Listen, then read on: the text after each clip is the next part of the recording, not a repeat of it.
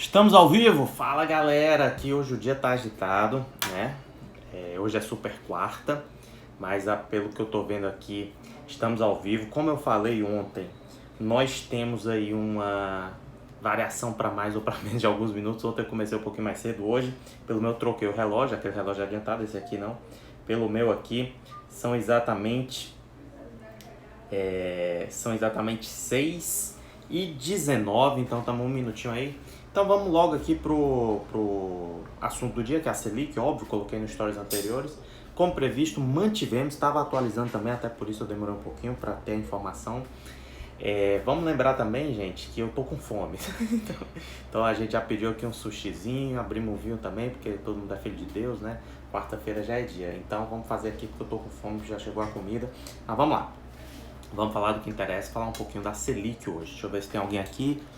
Bem-vindos, bem-vindos. Eu tenho dificuldade de ver, pessoal, mas sintam-se todos aí bem-vindos e vamos aqui tocando. Qualquer coisa vocês deixam aí nos comentários, vou deixar gravado no feed depois. Vamos lá.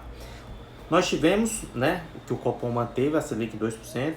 Como eu falei, essa decisão era bastante prevista já pelo mercado. O que vai ser importante vai ser a gente ver a ata que sai na semana que vem. Explicar um pouquinho desse processo, o que é a Selic, como é que ela é definida. Bem, em primeiro lugar, Selic, né, que é um nome muito falado aí no noticiário, tudo relacionado a investimentos, essa taxa é a mais importante que tem. Mas vamos entender um pouco o que é. Selic quer dizer Sistema Especial de Liquidação e Custódia, um sistema administrado pelo Banco Central que você tem lá a liquidação e custódia, você registra lá empréstimos entre as instituições financeiras, são liquidados, registrados lá, com uma média diária você faz a taxa Selic. Lembrando que o Banco Central define essa taxa como uma meta anual, ou seja, hoje ela está em 2% ao ano.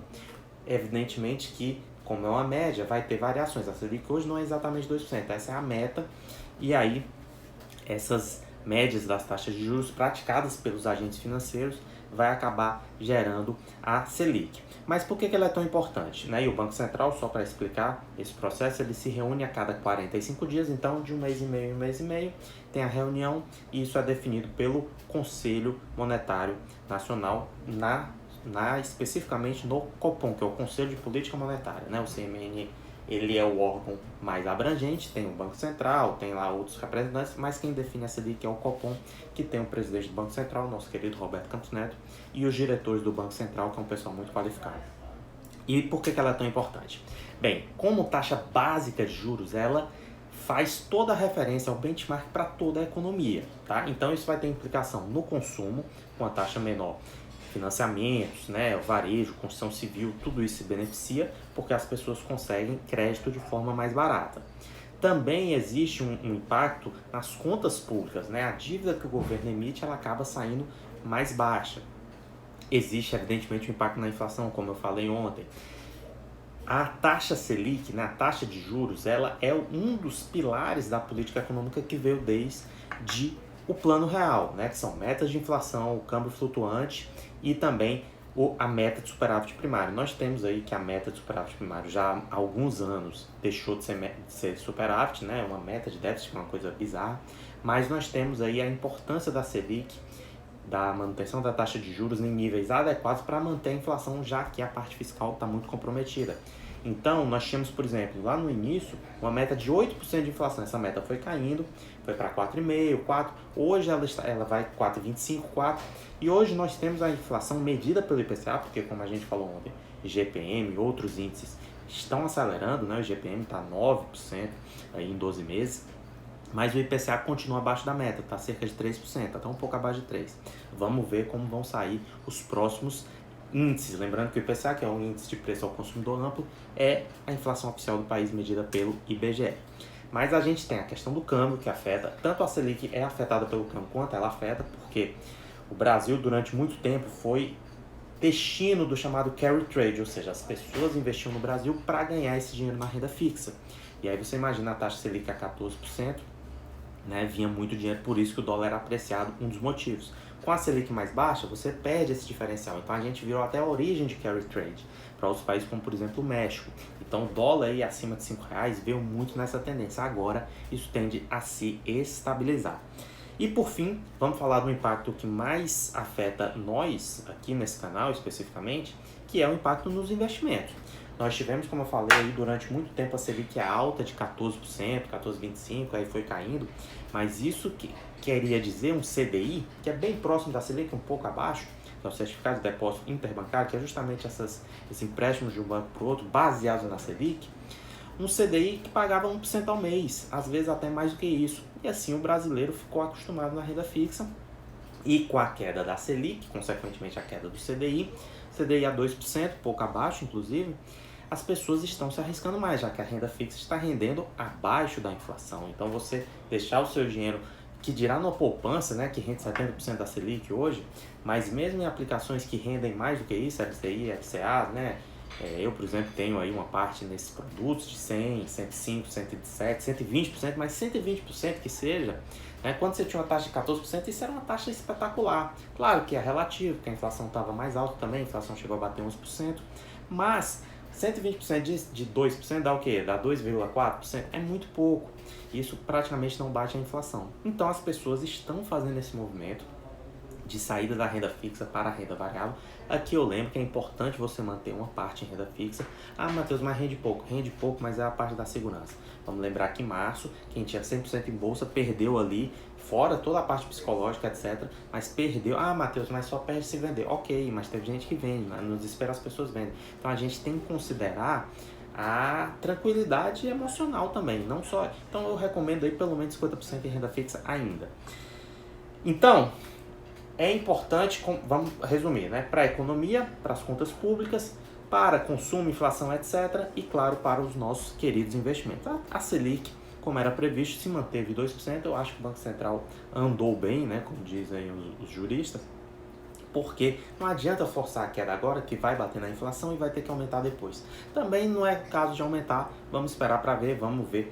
O ruído político atrapalha, claro, né? Essa parte.